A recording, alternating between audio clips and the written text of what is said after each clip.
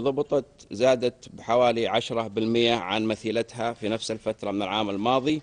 وتذكرون سبق أنه أعلنا في بيان مستقل خلال الفترة الماضية عن كشف شبكة إجرامية تم تهريب الهيروين المملكة عبر دولة الإمارات العربية المتحدة الشقيقة، وجاري التنسيق طبعا مع الجهات النظيرة في دولة الإمارات لمتابعة نشاطات هذه الشبكة ومحاولة الحيلولة الحقيقة دون استغلالها للإجراءات الجمركية الخاصة بين دول مجلس التعاون لتهريب هذه المواد إلى المملكة.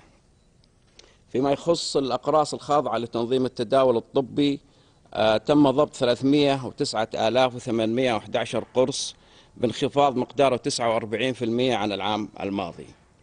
أيضا بلغ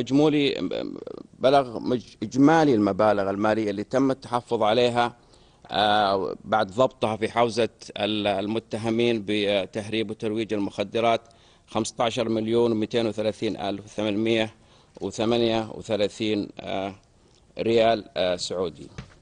هذا ما تطرقنا إليه في البيان اللي أعلن هذا اليوم، وأفتح المجال إذا كان في أي استفسارات لديكم. تفضل أخ سعود.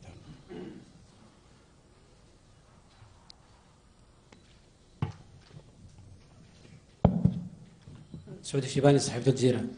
سعادة اللواء، ذكرت في معرض حديثك حول القبض على شبكة تهريب المخدرات، وأيضا كان من ضمنها إيداع 61 مليون. هل إيداع المبالغ المالية هذه داخل المملكة أم خارج المملكة؟ وهل تم التحفظ عليها؟ الإيداع في حساب داخل المملكة. داخل المملكة.